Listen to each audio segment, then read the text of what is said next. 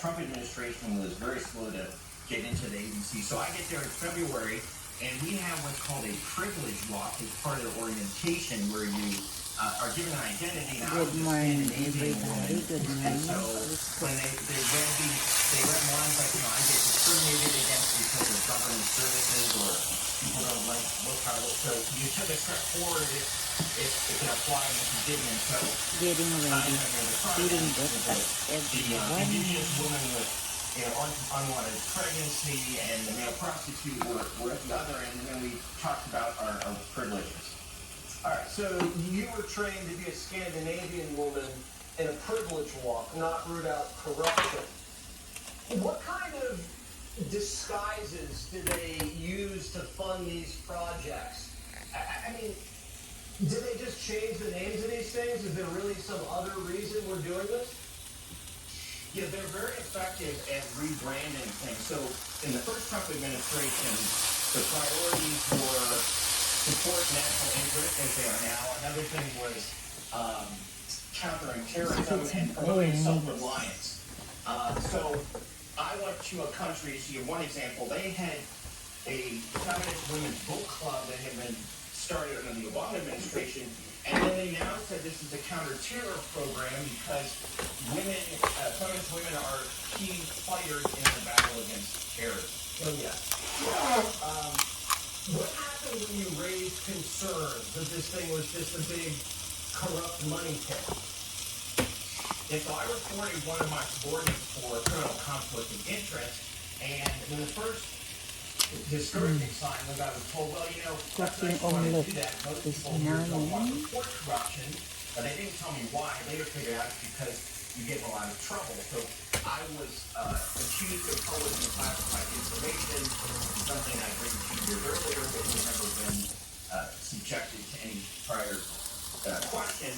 And so they ultimately used that to fire me. The people who were engaged in the corruption managed to hold on to their jobs. And so there's a culture of corruption that says, if you are going to criticize anything corrupt, we're going to come after you. And we're going to use the tools that are supposed to be used to go after criminals to come after you. So they ended up firing me based on this bogus accusation, and been in court for the last 3 years trying to get them to turn over the facts. And this is, of course, what we've seen in a lot of cases with Senator Ernst, for example. They refuse to turn over information to the court or to members of Congress, and so this is why people are fed up. So they stonewall and then they weaponize classified information to take you down. That sounds quite familiar. How do you think Jones is doing so far uncovering the fraud inside USAID?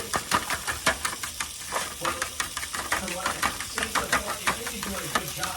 If you're going to need forensic accountants to go in there, it's going to take a long time because these bureaucrats will devise very crafty ways to hide money. So I was there in 2019, more than 2 years after the Trump administration came in the first time. We were still finding programs that the political appointees didn't know about. They just think to go and say, okay, guys, tell us where the money is, but somehow they come up with some way to excuse why they didn't give it to you. And that's partly why I think you're seeing this more heavy-handed approach, because the people there were so good the first Trump term at hiding things from us and mislabeling them and slow-rolling them. And I think the first term, some of the Trump appointees were frankly not as vigilant as they should have been. It seems like now there's a much stronger effort and more concerted effort to go in and get all of the information. And we're finding out Politico was paid $26 million by the Biden administration.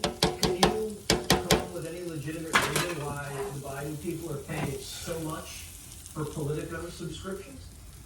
Now that is deeply disturbing, because I saw, including at USAID the first Trump term, Politico would often run hit pieces on people in the Trump administration, and they would source these from anonymous. Thank you everyone for watching this.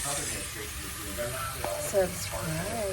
News outlet, I think everybody knows that. The welding machine, the multi-functional tool combines high-performance with unique design suitable for home repairs, DIY projects, and light industrial applications. It uses advanced inverter welding technology to provide stable arcs and high-quality weld, supporting the welding of various metals such as iron, copper, and aluminum. With a maximum output current of 150A, it meets the needs of most home or light industrial welding tasks, and the current can be adjusted to ensure optimal welding results. The welding machine is compact and lightweight, making it easy to carry and use in tight spaces, ideal for workshops, construction sites, and home use. It is equipped with multiple safety features, including overheat protection, overload protection, and short circuit protection, which extend the machine's lifespan and ensure user safety. The control panel is simple and intuitive, allowing users to easily adjust welding parameters, making it suitable for both beginners and professionals. Overall, the safer portable welding machine, with its excellent performance, convenient design, and safety features, is an ideal welding tool for home and light industrial users, providing an efficient and stable welding experience.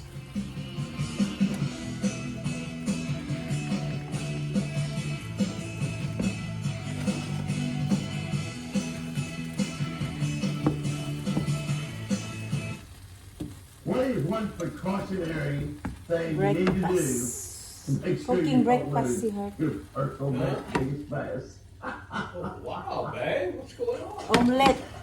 I have some vegetable like carrot, potatoes and so they might just cook it. February 6th, reading from the Catching the Day book on the Catching Better Life channel. Catching the Day, I wrote this book 20 years ago, that's right. We started every study with scripture and the Word of God, and devotional bit around fishing, and a fishing tip for every single day. You will catch a better life. Your life will get better. Be sure and share this with a few of your friends. Get a couple of of your friends subscribe to this channel. It will make their life better. God will see to that their life will get better. February 6th, we're looking at Psalm 112:5. 112:5. Boy, this is pretty right here. We need to really, really take this into heart. It is good to be merciful and generous. It is good to be merciful and generous. Show mercy. Show generosity. Lures can get pretty expensive out on the water. I told Vinny before now, I've got one more lure, just like the one I'm fishing fish on, but it's really going to cost you a lot of money. $30 lure. Not really. Seriously, I want any fisherman will give a hot lure this far. Turn it up You now. get something you're catching fish on, you got an excellent lure. But if they think most of the time they tell you, give my dad one. Are they breakfast? I remember one time at a DASS tournament on Lake Guttersville in Alabama. Very good. I gave my partner the survey, the rod, the reel, the line, and everything I had just for them. There you go. Everything I had. Just my rod, one thing I learned all that night. I gave him the rod. That's it. Our plate. This is our plate. Looks fancy, babe. Am I worthy of it? You are worthy. That's why I was trying to.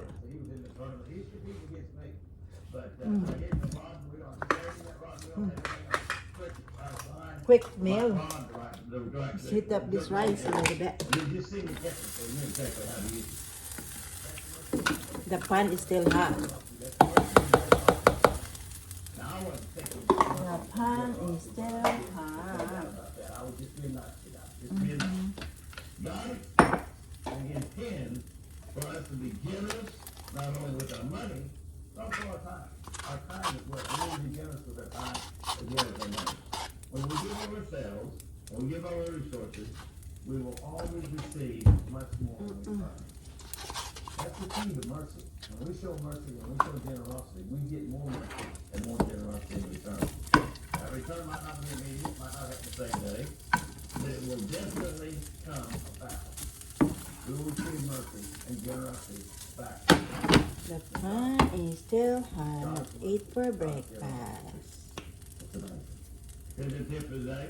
Talking about a cautionary thing you need to do. That's enough. Your gift and your guide. Let's get some coffee. That can damage your liver. You know, one of the worst things you do, we knock the ends of the rod, the typical rod, we knock that little plastic insert out.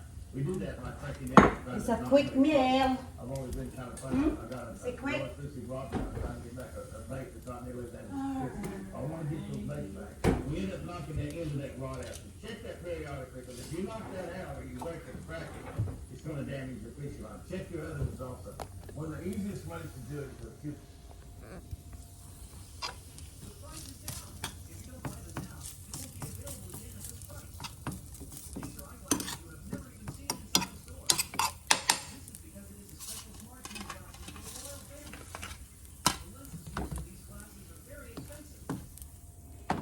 Kansas is phenomenal. In the 237 years of our nation's history, I don't know that there has been a more shameful day in the United States than today. What we just witnessed was a travesty. It was a travesty to the United States Constitution, Yum. and it was a travesty to the American people. And it's Maybe my important to breakfast, understand quick why. breakfast. Thank you everyone for watching. Please like, comment, subscribe. Accurate count of the number of Democrats who are with us. That would be zero, other than the presiding officer, and somebody has to preside. Not a single Democrat senator chose to come to this floor and listen to one word of evidence. When it comes to the Constitution, the Democrats concluded that Joe Biden and Alejandro Mayorkas defying federal law, ignoring the text of the statute, deliberately releasing criminal illegal aliens. Thank over you and over and everyone. over Please again. subscribe. That's just hunky-dory. See you next time. You can't impeach him for that. Every Democrat just voted. By the way, every